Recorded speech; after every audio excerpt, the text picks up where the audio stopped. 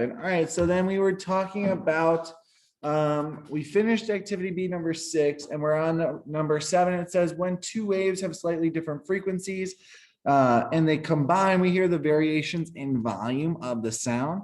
And the change from soft to loud is called a beat. Click play and listen to the combined sounds again. And we want to count how many beats we have. So I'm going to go like this, just so we have everything up.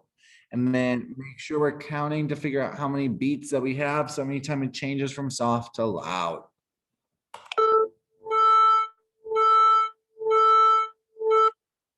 All right, did you guys count the number of beats? You want to do it one more time? All right, we'll do it one more time.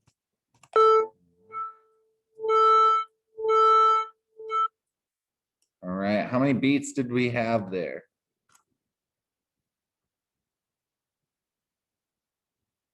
Anybody got a number? How many? 4. Anybody else get 4? I kind of heard 5, maybe, I don't know.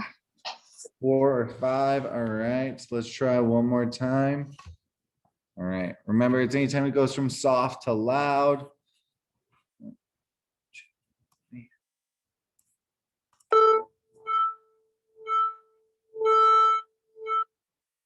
All right, was it 4 or was it 5?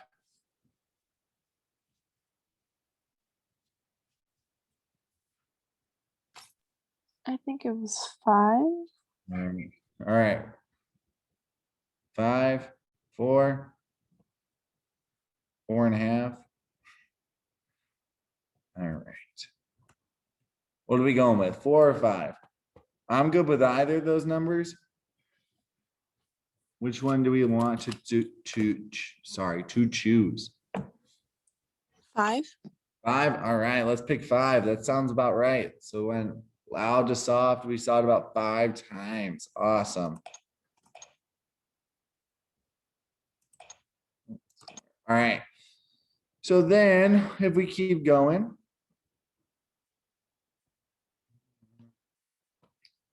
Sorry about that.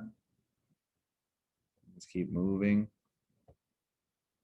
Wrong direction. All right. All right.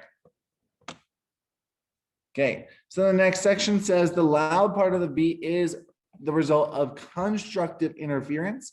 The soft part of the beat is called destructive interference. When that occurs, it means that the crest of one wave and the trough of another wave are overlapping. So if we were looking up at this section right here, where we have the purple wave, which is sound wave A, and the blue wave, which is sound wave B. The trough of one wave is at the bottom, while the crest of the next wave is at the top, which means when they overlap, they're going to kind of cancel out with one another, as we can see, called destructive interference. So constructive, they're adding together to make it a larger amplitude. Destructive is when they take it away from each other and create a negative or a smaller amplitude. So constructive is like this section where they're adding together to make that largeness. Destructive is when they subtract to make it smaller. So now it says turn on the visual for the point A, plus A and B. So we just need the plus and minus, plus both of them. We're going to move the time slider. All right. So move the time slider to 0.05.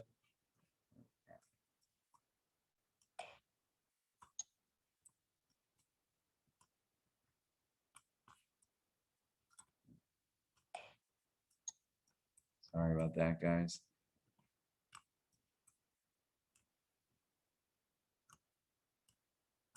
Why am I so far away?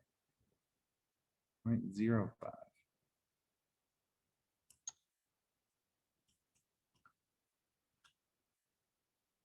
0.005. Man, I apologize. I keep going farther than I need to. All right. Here we go. All right.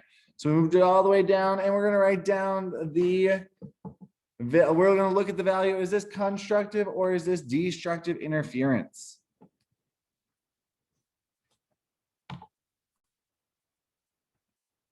Constructive, Constructive, and why are we saying that? because the amplitude is higher. And because the amplitude's higher, let's put those back. Awesome. And then let's look at 0.5.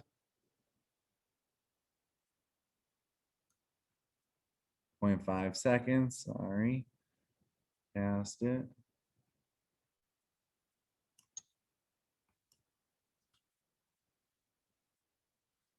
All right, what about now? Is this constructive or destructive? For sound wave A plus B. Destructive, Destructive, awesome. What about at 0.75?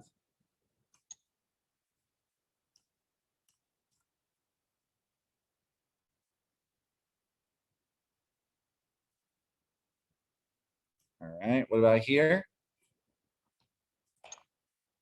Constructive or destructive? constructive, Constructive. Awesome, awesome. And then what about at, what does it say, 2.00 or 0.1? Man, cannot get this one right.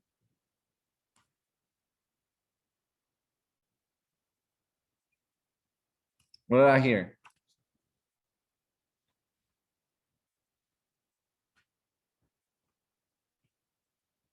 $2.0175.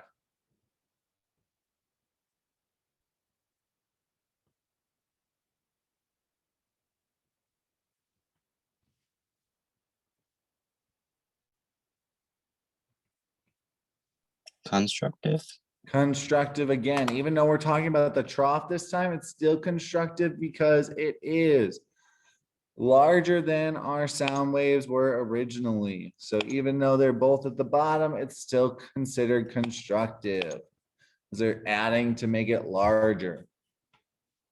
Any questions on that one? All right, so then it tells us to do this and zoom out all the way. All right, and we're gonna start at the beginning. All right, and we're gonna press play. All right, so what do we notice about this now?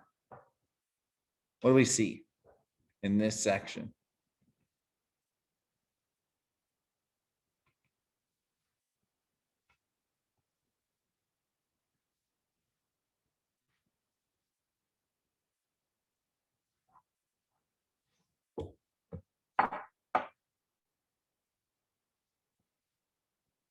Do we see anything?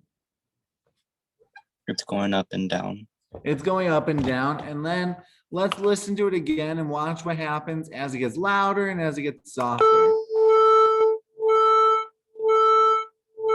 So what did we notice about when it got louder and when it got softer? When it was louder, it went up, and when it was softer, it went down. Exactly. As it gets louder, it goes up, and as it gets softer, it goes down. Awesome. And then specifically, how do we think this relates to the number of beats that we counted? Let's take a look. Let's go through. How many beats did we count again? 5. 5. All right, so let's watch and just pay attention to as it looking at it as it's louder and softer. What do we notice about those beats that we counted? There's 5 of them. There's 5 parts, right? So there's that second half of the first one, it gets quieter, then it's getting louder and quieter. So that's another one, another beat, and then another beat, and then another one. So we can count those beats just like we counted them with listening. Now we can count them with how the waves amplitudes are getting larger and smaller.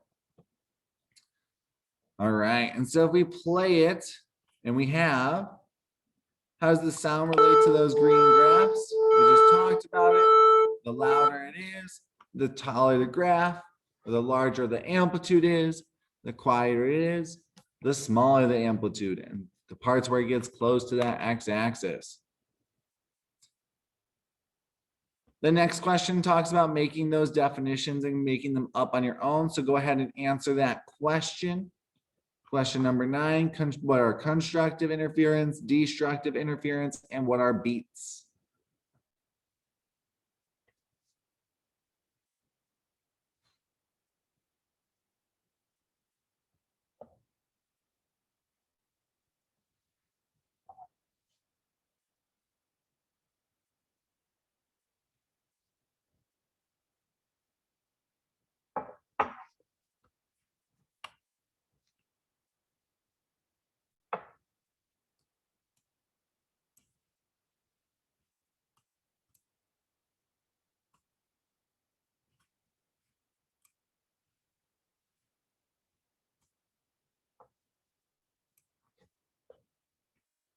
All right, and real quick, do we want to refresh as to what those are? Do we want to talk about those 3 things? So what are constructive interference? What does that mean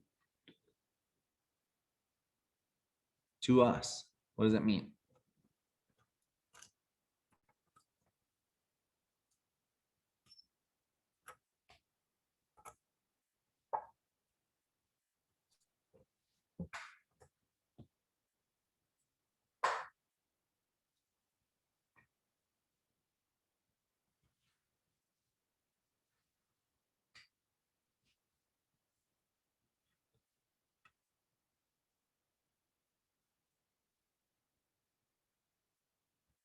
What do we think that means? Do we come up with a definition? Do we write something down? It could be the loudest part of the sound. All right, the loudest part of the sound. Awesome. Do we have anything else anybody wants to add to that? I like that. It's the loudest parts to our sound. Would it be the larger amplitude than the original wave? All right, larger amplitude than the original wave. Both of those are perfect. We can even combine them. The larger the amplitude, larger amplitude than the original wave, which creates that louder sound. Both of those do work. Both of those are correct. What about destructive interference? When the amplitude is smaller than the original wave? When the amplitude is smaller than the original wave. Awesome. Anybody want to add anything else or say anything different?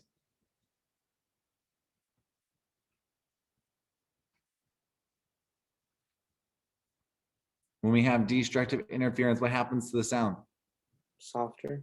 It gets softer, it gets quieter. Awesome. And then what are beats?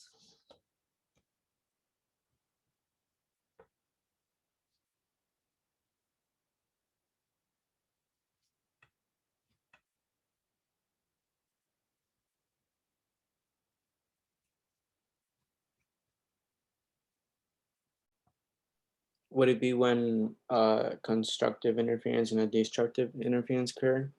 Like, Yep. they both do go. Awesome. Yeah, pretty much exactly. Yeah. So when we have both constructive and destructive interference, our sound gets quieter and then louder, then quieter. We have those beats when they change in volume. So those changes in volume are those beats. All right. So we got one last section, which is activity letter C. So in activity letter C, we are going to be looking at, still visually, we're going to look at sound waves A and B combined.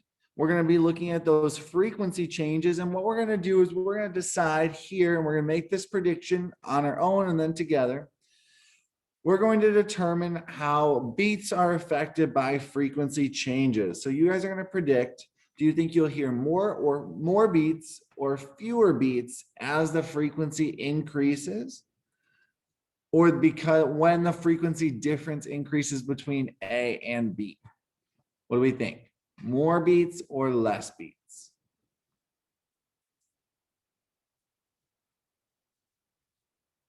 More. All right, I heard more. Anybody else have a different guess? Why are I we think getting less. You think less? All right. Make sure when you're making that prediction, could be right or wrong, doesn't matter, as long as we're making a prediction, say why we think that there's going to be more or less beats. What do you think is going to create more or less beats? And then we're going to find out. So in that table below, it says that we're going to subtract the frequency of sound B from that of sound A. We're going to write this in the third column. And then we're going to take that, that's going to be our frequency difference. And then we're going to set the frequencies. And then we're going to record the number of beats in 4 seconds by counting the number of beats we hear, which should correspond to the number of pitched in areas in the green wave pattern. So this is our pitched in area that we were talking about for that beat. So the first one is the one we already saw. What was our frequency difference for that one?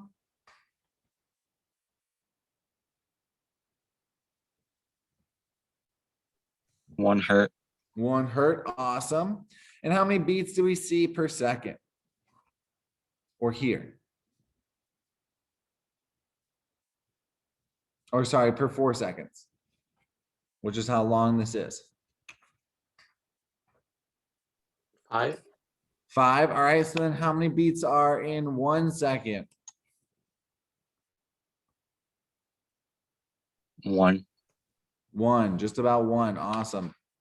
All right, we are going to change the frequency to 442 for sound wave A.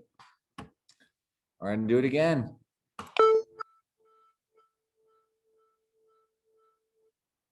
All right, so what was our frequency difference here? 2 hertz. 2 hertz, awesome. And how many beats do we have in these 4 seconds?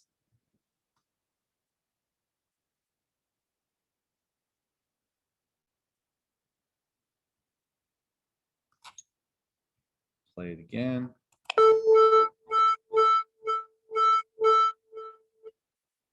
There's 9. There's 9, awesome. So then how many do we have in 1 second?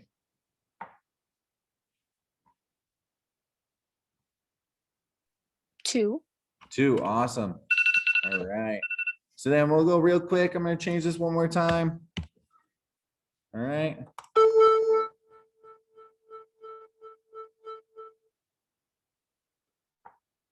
All right. Count the number of beats in 4 seconds.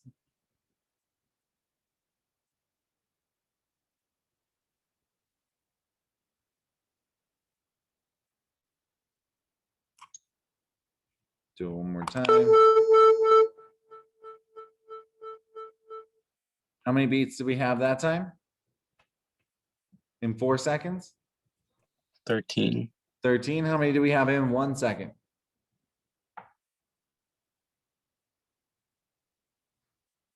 3. 3, awesome. And then what was the frequency difference for that one? 3 hertz. 3 hertz, awesome. You guys have 3 more to work on, but we should be seeing a pattern being formed. All right. And then you have 3 questions to answer at the bottom.